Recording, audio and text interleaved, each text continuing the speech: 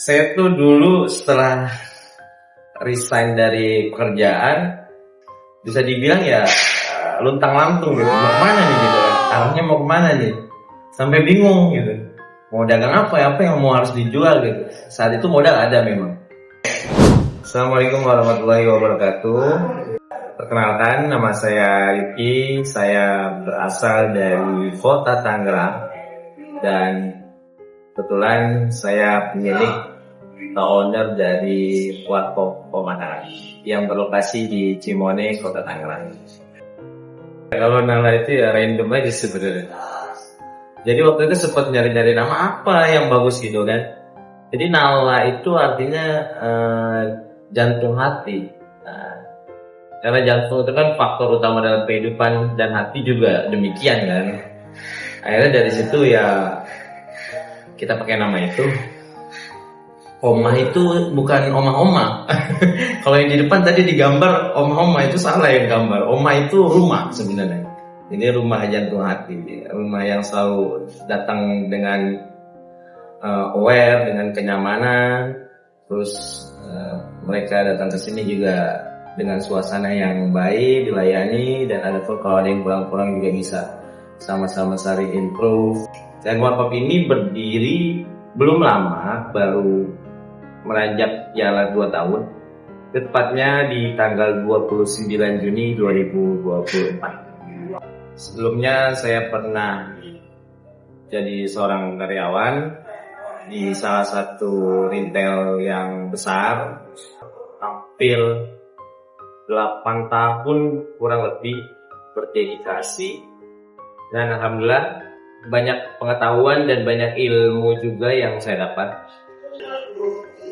Dan qadarullah saat itu saya harus resign karena ada beberapa hal, salah satunya yaitu orang tua sakit dan memang harus ngurus orang tua saya. Setelah itu memutar otak untuk melanjutkan perjalanan hidup karena ada beberapa kepala yang harus ditanggung ya. Ada istri dan ada 2 anak.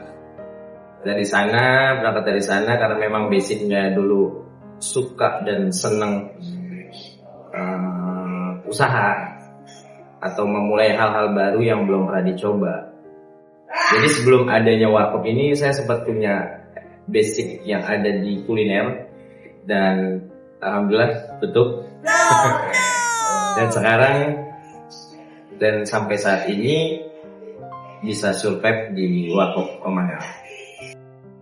Jadi perjalanan sampai di titik ini ada beberapa fase sih. Kenapa ditanya adanya Warkop Pemandangan atau kenapa memilih Warkop? Yang pertama, dulu sempat ada satu pekerjaan yang memang pekerjaan itu harus dikerjakan, artinya work from cafe dulu. Dulu sering banget visit gitu, nongkrong di cafe, ke beberapa kafe dari yang memang model konsepnya itu bisa dibilang estetik sampai yang modern. Dan dari sana sempat punya hayalan, kan kita menghayal boleh, hayalan baik gitu. Sempat punya hayalan gimana ya rasanya kalau kita punya sebuah usaha yang memang kita bisa survive di situ. Dari situ putar otak. Pertama mau bikin coffee shop. Setelah dicek di beberapa riset, ternyata coffee shop itu lumayan RAB-nya gitu. RAB untuk pemodalan awal. Nah dari sana secara keuangan belum memenuhi. Akhirnya apa sih yang nggak ada nih di Tangerang gitu. Berangkat dari situ, saya mikir lagi hampir 1 mingguan. Gimana ya? Akhirnya ya udah deh. Yang kira-kira terjangkau dari semua kalangan, dari anak sekolah sampai mungkin famili atau ibu-ibu, akhirnya tercetuslah yang namanya Warkop dengan konsep yang orang itu berpikir ya off the box lah. Karena selama ini kan orang taunya Warkop cuman ruko satu atau kios biasa gitu. yang jualannya mungkin di pinggir jalan, dan itu juga oke juga. Tapi saya rubah konsep itu dengan konsep coffee shop yang memang punya karakteristik jadul, dan harganya itu harga pelajar. Ternyata warkop ini yang cocok deh. Setelah sudah sampai di fase itu, akhirnya saya riset ke beberapa kota. Seneng jalan-jalan. Waktu itu kota yang saya kunjungi itu di Jogja. Di Jogja itu saya sempat visit ke beberapa tempat. Artinya ya belajar di sana hampir 1 minggu. Ke kopi ini. Dari sana saya punya note tersendiri gitu. Apa yang bisa kita ambil di sana, artinya ilmu dari sana kita bawa sini. Ya alhamdulillah sampai saat ini orang datang ke sini tuh punya kesan yang selain harganya murah, tempatnya pun nyaman. Kalau suka dan duka itu pasti ada, nggak mungkin nggak ada. Bahkan lebih banyak dukanya di awal, karena bisa dibilang adanya warkop ini awalnya memang coba gitu. Jadi saya tuh orangnya senang nyoba, senang bergerak, pokoknya bergerak, ngelangkah dan coba gitu kan. Dan selalu paham kalau apa yang ditanam pasti akan dituai. Apapun hasilnya nanti, yang penting jalan dan coba dulu. Nah, dukanya itu dari awal memang sebelum adanya ini,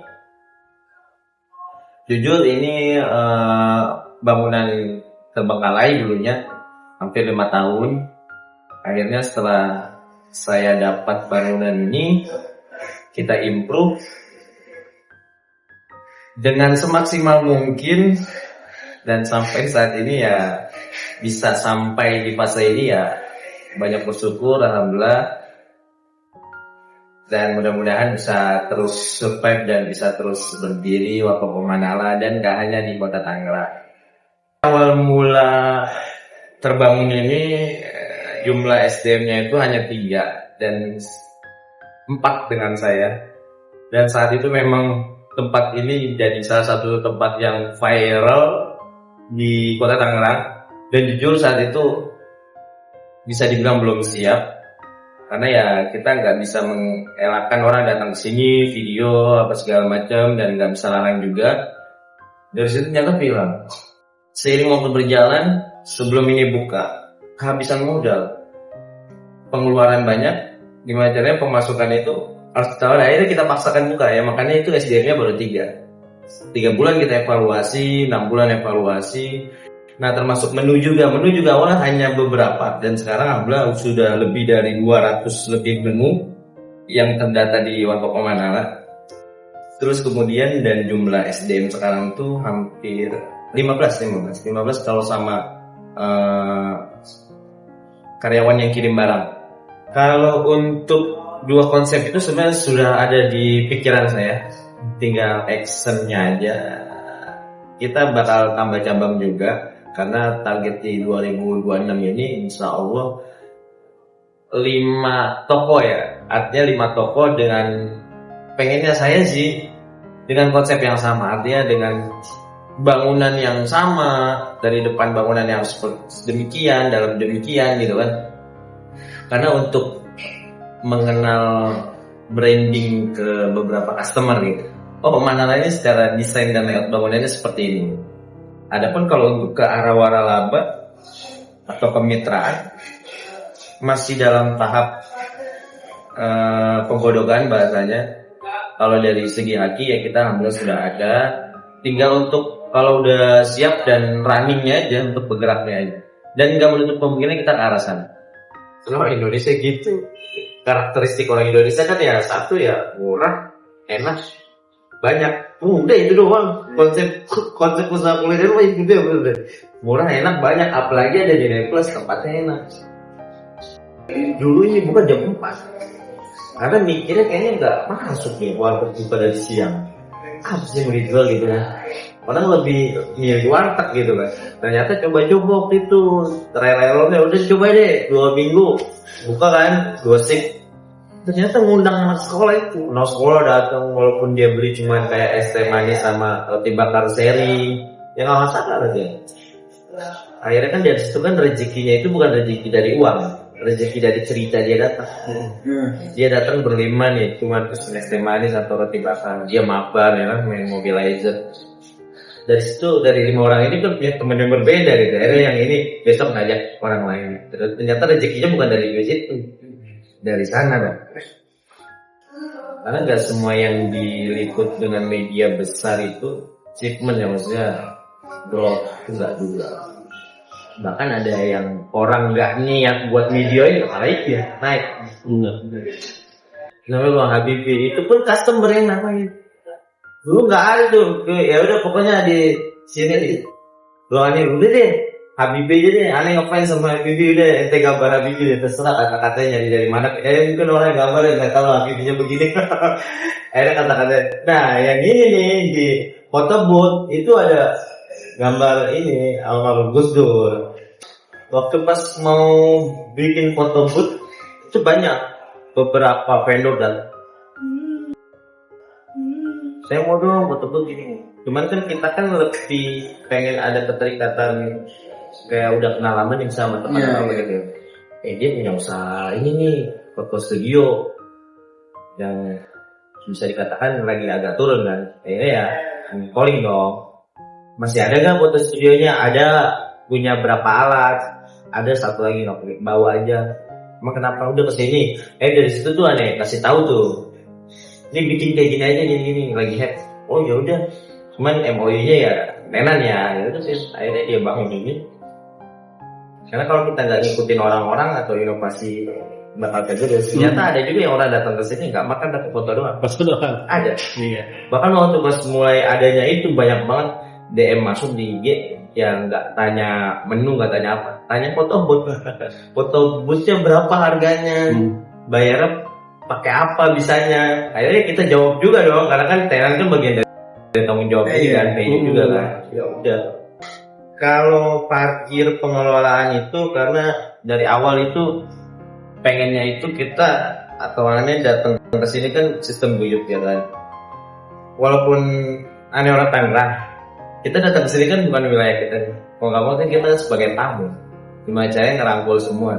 Makanya datang ke sini itu hal yang pertama kali dilakuin, temuin RT, temuin RW, temuin lurah, temuin beberapa yang punya inilah wilayah di sini kan. Akhirnya muncul lah ide itu. Kalau bisa karyawannya itu diberdayakan dari warga sekitar. Akhirnya oke, diambil berapa persen dari warga sekitar, artinya dari orang sini kan. Terus kalau bisa pengelolaan parkirnya dikelola, oke, ya udah. Makanya parkir itu dari awal berdiri venue ini atau Manala ini nggak pernah ambil 1 rupiah. Jadi murni memang udah hak mereka. Yang penting tanggung jawabnya dijaga, helm customer dijaga, motor harus dijaga dan harus dijaga. Izin tangga jadi hitungan. AMDAL yang bagian dari administrasi. Kalau di sini sih wilayah sini almost alhamdulillah nggak ada ya. Makanya yang dia bilang merangkul masyarakat sekitar, mereka kuat di Karang Taruna. Gitu. Ya di awal tuh banyak ya namanya bangunan tua ya. Bocor itu udah jadi hal yang biasa. Karena dari awal ini waktu pas ngerenovasi di bulan kedua itu lantai bawah banjir, sebanjir-banjirnya bahkan semata kaki. Dan dari situ mikir, kok bisa banjir? Ternyata apa ya? Aliran airnya itu kita nggak riset di awal bangunan itu deh. Itu salah besar di awal. Kalau misalnya kita mau bangun apa, mau usaha apapun, drainasenya udah dipikirin sama pembuangannya itu kan, harus kemana nih lari. Jadi di awal drainasenya kita nggak lihat, akhirnya renovasi yang kasat mata aja kan yang rusak. Ternyata bangunan lama, mungkin dengan konsep yang lama dan ada penilaian tertentu, mungkin bangunannya itu ya kan, termasuk ini.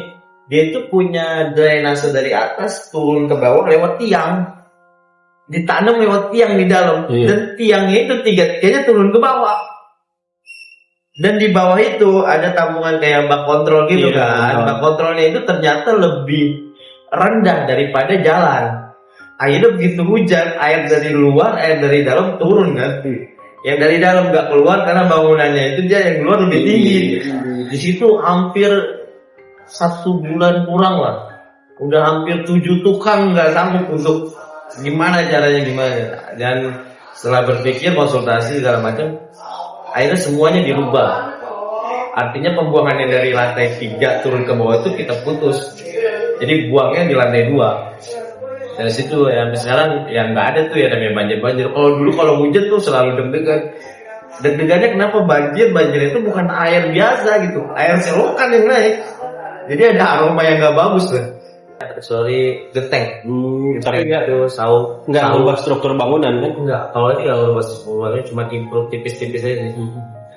Sama ngecat ya biasa. PP1 kita juga bayar kan ke pemerintah kota sebagai bentuk dedikasi dari Oma Nala ya.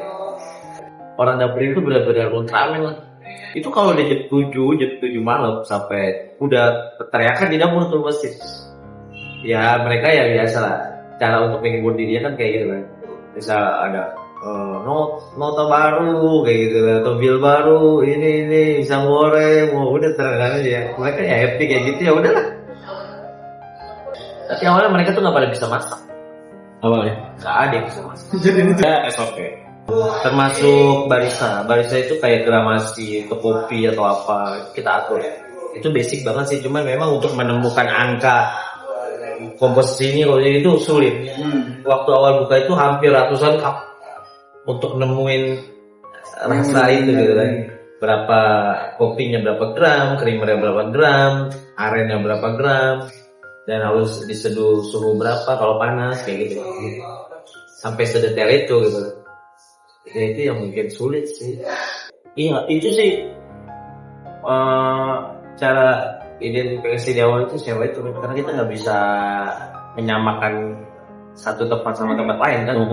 Kayak misalnya ini buat cabang nih, misal di kalau dalam hati sih pengennya di Tangerang dulu deh, misal 5 contoh di Cikupa 1 atau di Cikondo atau Ciledug 1. Pengen ya sih konsepnya dari depan look tampilan tokonya itu sama.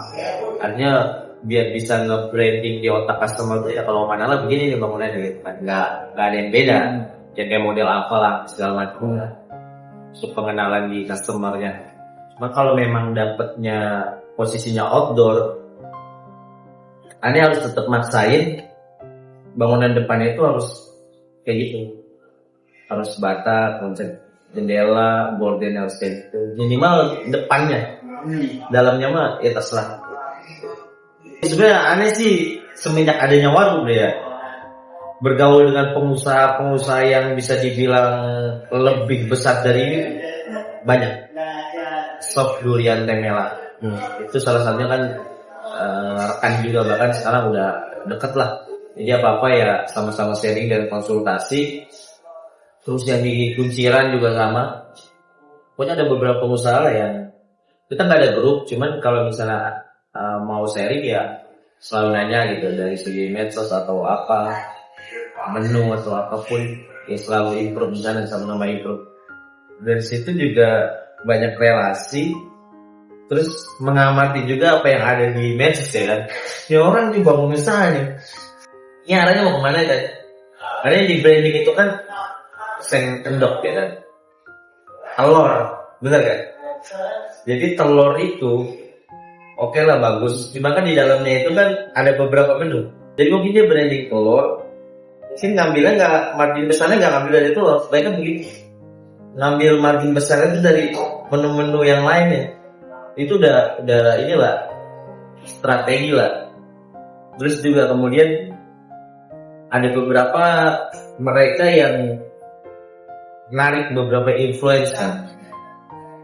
Artinya juga nggak tahu lah ya bagaimana sistemnya. Cuman setahu aja kalau misalnya kayak gitu oke juga sih. Cuman pengetahuannya ya nggak tahu benar tahu salah. Itu tuh strategi marketing. Lihat malam itu buat di siang gitu. Nah kan kita mengikuti standar ya. Kan boleh buka asal ditutup kan, ditutup semua kan. hotel apa segala macam. Ya orang ya datang ya nggak masa kita larang gitu kan. Ya udah mereka datang.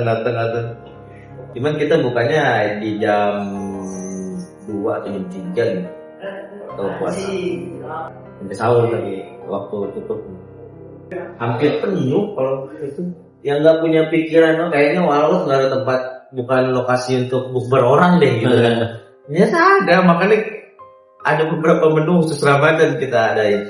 Kayak misalnya ayam bakar, apa kolak, segala macam, pokoknya khusus Ramadan aja itu. Ini awal juga kan sama deh. Karena kan belanja kan nyari tempat ke Peru mana yang lebih murah. Sekarang kan udah baik supply 70% lah udah kayak supply kayak susu atau apa pakai TOP. Ya kan paham kayak gitu ya. Waktu dulu nyari tuh, dulu kan banyak yang supplier ya pada hilang kan. Siapa yang mana tuh? Itu kalau pisang pasar. Nah, kebutuhannya tuh masih nggak terlalu banyak. Punya mimpi sih kalau udah ada 5 ya harus ada ngisi anak bahasanya gitu kan. Jadi harus ada tampungan ngisi anak dan harus ada driver yang drop. Sejauh ini sih nggak ada orang big office, sediain sendiri. Karena mesti mampu lah ya gitu kan. Pengolahan data yang kayak gini mah ya mesti dibilang ini lah ya. Si handle. Gue udah punya 5, 10. Dan kita mau beli kalau misalnya udah ada uang gitu, mumpuni untuk beli di tempat gitu, maunya ajar lu kalau ada punya sana ya bisa dap atas itu ya kan. Kalau masih punya orang masih sewa mau gak saya. So pengen cara rasanya, pengen ngerasain gimana sih kalau gua buka kemitraan, mustahil aja orang gak ada yang mau gitu. Artinya kita belak-belakan buka data gitu kan. Kalau udah kayak gitu kan pasti kan si investor mau tahu dong berapa sih setahun ini, sebulan berapa sih? Oh segini. Dengan angka segitu ya mustahil aja orang gak tertarik gitu loh.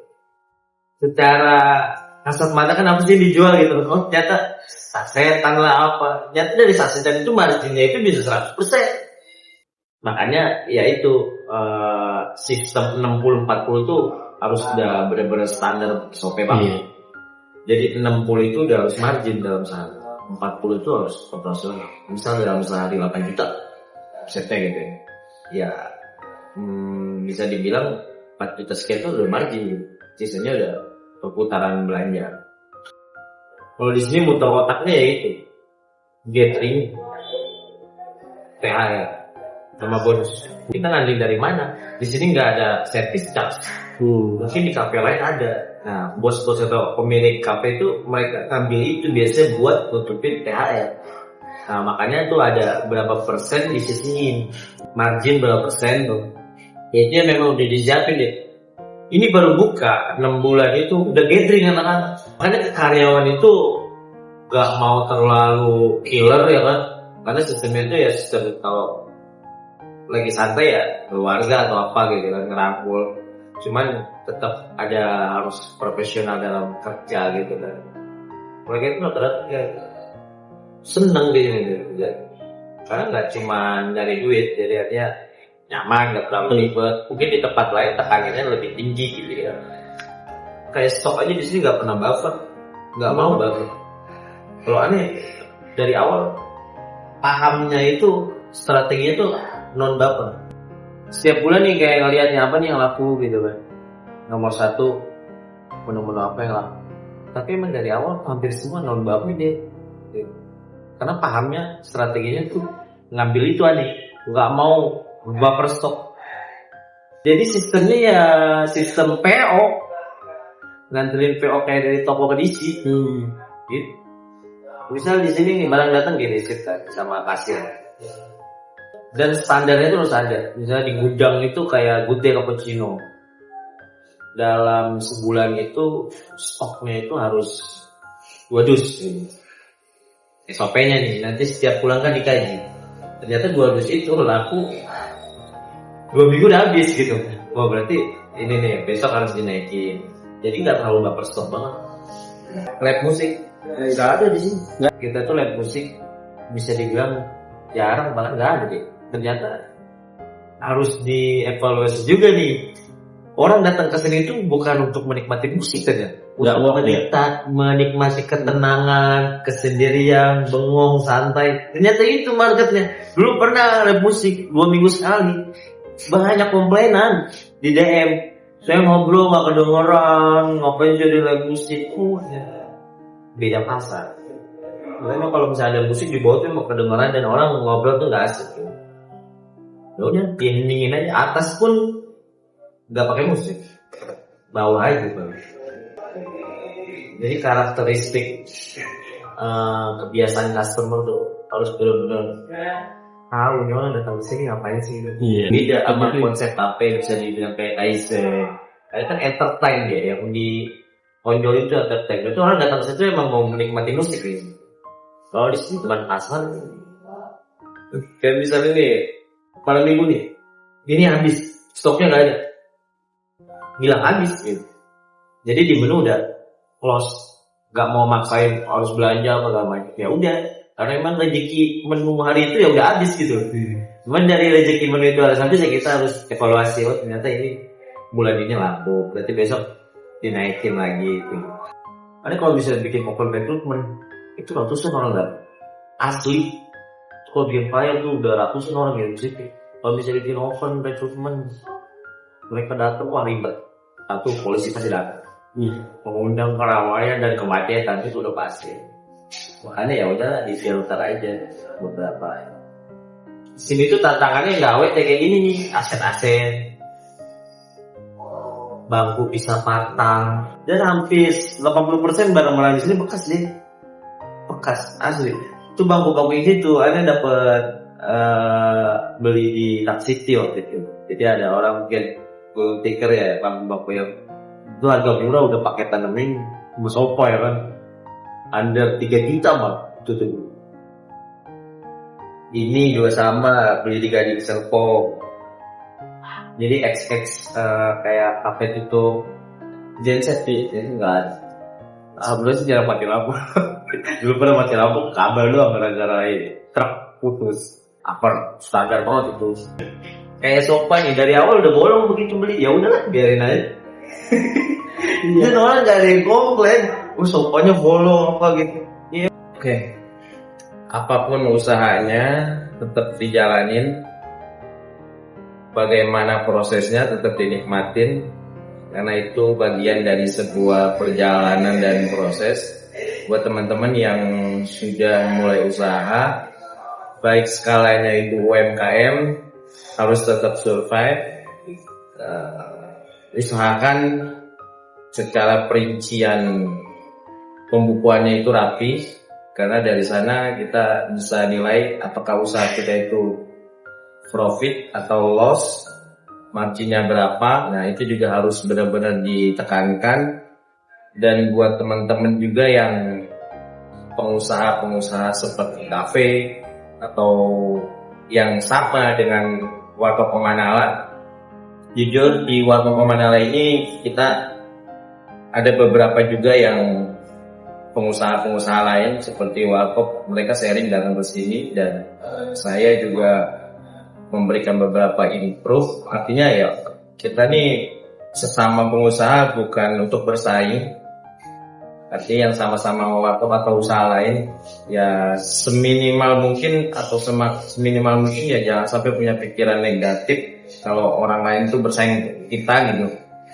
Ya kita rangkul lah, karena ya sama-sama punya jalannya masing-masing dan rezekinya masing-masing, dan gak akan ketukar apa yang udah tertakar gitu.